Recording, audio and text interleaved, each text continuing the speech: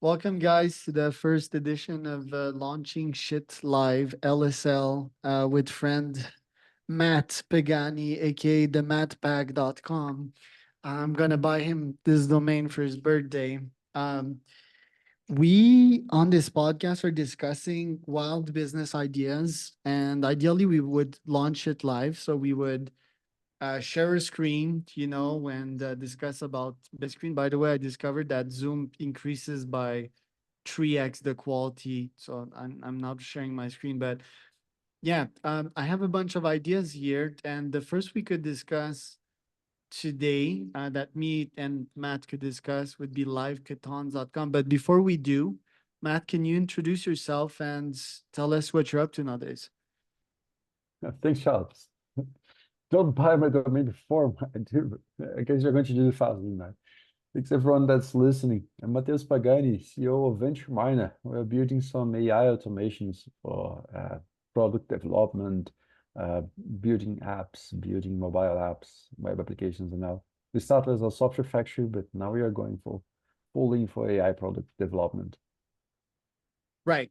Okay. So we're gonna discuss some ideas we currently have going on, but yeah, let's start with live catons. Like I was telling you that yeah, one of my dreams is to organize these sort of hackathons, but we're getting clients on hour number 3. Um, ideally, people would build with no codes. It would be live, so it would be on a Zoom call. Let's say people would share their screen, show what they're building. So it would be very Shark Tanky. Although I don't like Shark Tank because it's like far from concrete, but it would have like the same features, right? We could even have an AI app, like focusing on this guy's screen because he's hot and he's building something great and play some suspense music and so forth. And yeah, we could flash like the first Stripe notification that they have. It would be building on steroids, which I think is being possible with the state of AI right now. What are your thoughts? No, exactly. Yeah. Well, coming from a software factory background, it's quite sad for us to acknowledge this, but eventually software development is going to become like a commodity sense, just like happening in many other industries, like tailors and stonemasons. After some point, the demand for this kind of work reduces a lot because you have tools, you have automation. This is happening with AI now, the way that we produce software. So usually it use it to take a few months from going to idea to MVP, 2, 3 months, a few weeks if you are faster or if you give some concessions. Now we are nearing to a time that it could be 2 hours, 3 hours, perhaps in the future, half an hour to having a polished one. We were one of the first software factories to develop this simple idea that you go for our website, venturemind.com/AI, and you chat about your idea with AI, just like that, like ChatGPT 3 integration. Now we have 4.0 as soon as we have the chat available. So that worked just fine for us to have onboarding clients, people to tell their ideas with us. And so we employed developers to develop this. But now, at each week that passes, we need less time of developers. More is written by Copilot, by Code Llama, by Gemini, by ChatGPT as well, whenever the pricing is good.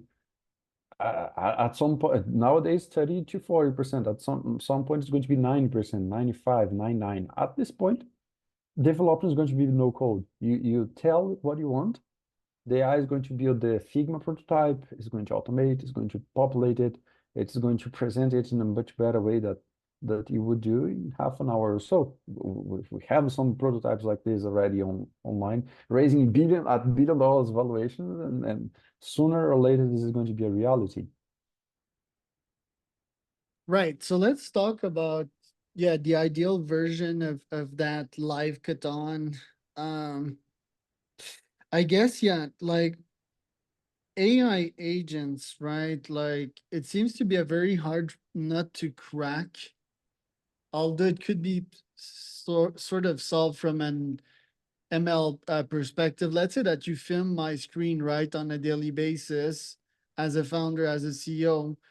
and an AI could take all of that data, take all the image frames per second, and understand the full picture of what I'm doing as a CEO, as a founder, as a VP sales, as a software engineer, right? It could reproduce the Yeah. clicks and so forth and potentially become very good at it. So who would be the first company that would actually crack that problem? Would it be Devon AI? And could a startup, could you, Matt, for example, start an AI agent company? Yeah, for example, we just had a launch last week with the Windows uh, Copilot computer that would record you frame by frame of everything that you're doing, and perhaps they are going exactly in that direction. I do a lot of teaching, a lot of boot camps where I teach newcomers to technologies like Web3 and AI itself. So I would love to be able to record myself teaching, map my face, my vectors, and whatever the bad jokes that I tell all the time to keep students interested, and to publish that as a GPT for and not because I'm lazy and I don't want to work. I love teaching. It's just that each student has its own way to learn, their own pace. Some people need 30 minutes to learn something, some others need 2 hours. If we can have individualized experience for each of those, it would be great. You mentioned, Charles, that like companies like Delphi, they are enabling us to create those digital twins. As soon as we have something ready for us to clone myself, to clone my expertise on teaching, on building, I'm going to be one of the first adopters for that. And that could fit very well in an ideathon, a Bitlathon for founders, non-technical people, to go there and just launch shit live. They would start in the Friday with an idea, and this Sunday they would have 100 customers, so paying customers possibly. Right. Couple of follow-up questions here. Like if we have AI software agents and AI sales agents in the market, the law of supply and demand, if it becomes really easy to launch something, I don't think it would ever become easy, right? To launch and sell something. I think it's a hard problem to crack. There's consumers on the other end that would buy something if it's useful as well. But then what if there's instant competitors? So the question is, would these AI agents company, would they charge us a shitload of money? Would it be like 3K per month per agent? Because we could hire a human for that price. But the AI agent would be like 100x more uh productive. So would they put like huge paywalls? Is that how you would foresee it? And then would their competition, would it lower it? Like lots of blabbering here, but where Yeah. would you foresee the market going? Would it be possible for me to pay a bunch of AI agents, let's say $100 each, right?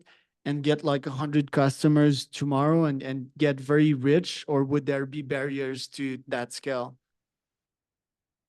At some point, this is like any other industry, this is going to evolve for a marginal cost uh, uh, price because we saw that happen with OpenAI, with ChatGPT. It took a good 6 months or so, but open source it's always tagging along. They are indeed 1 year, 6 months ahead of all competition most of the time.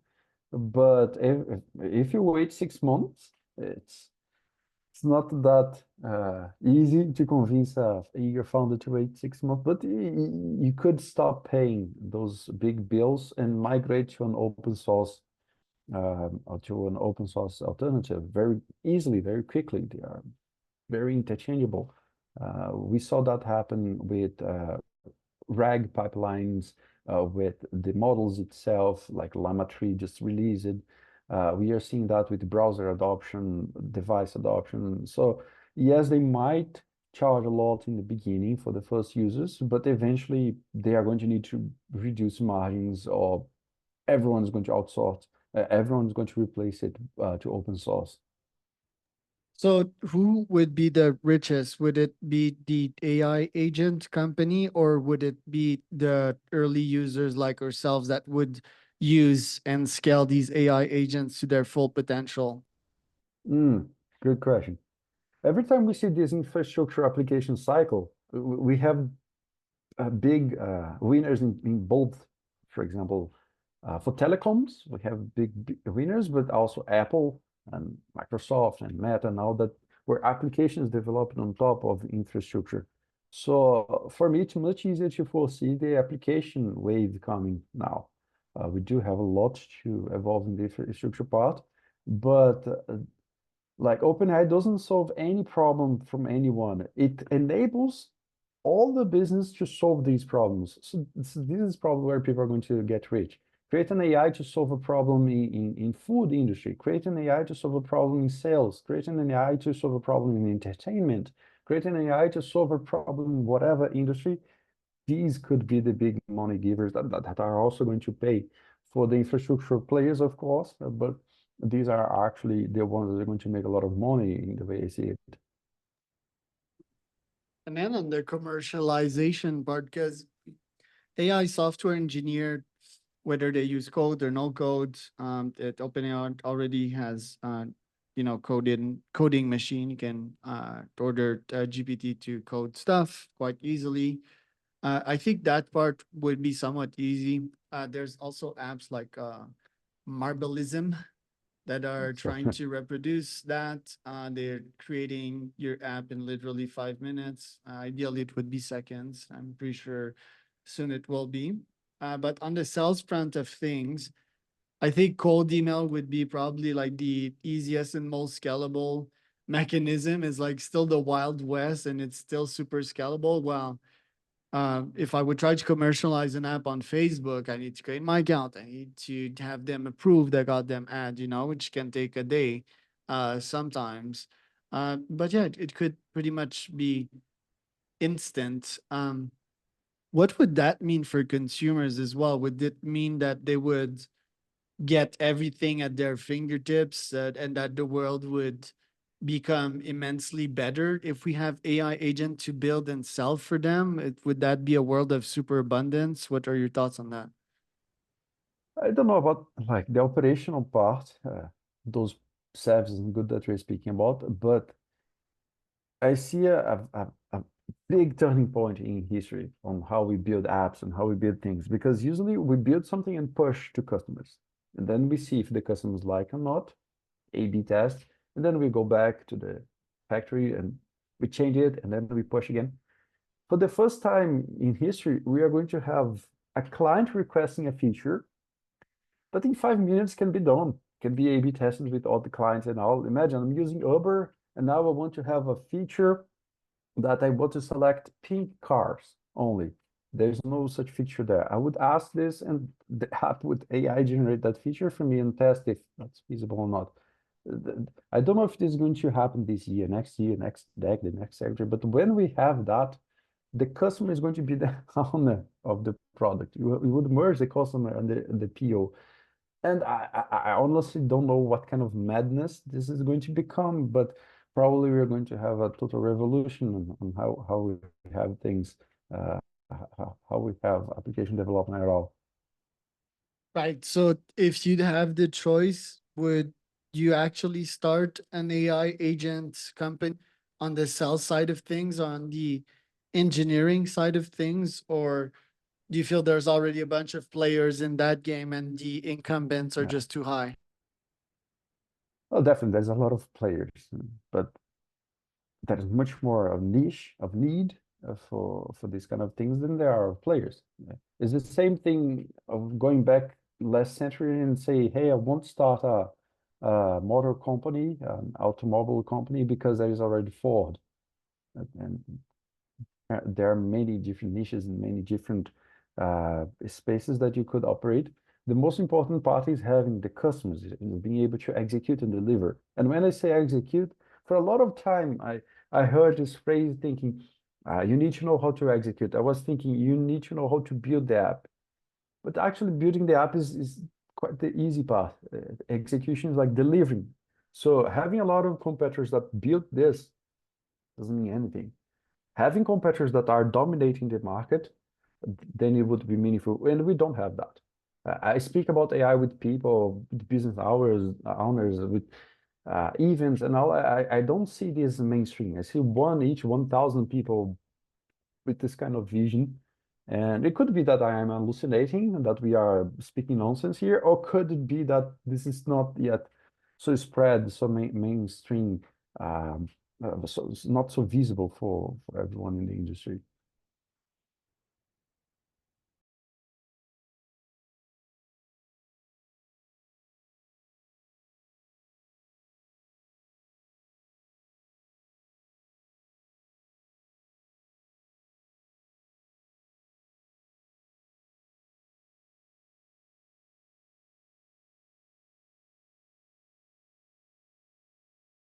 All right, so my mouse disconnected.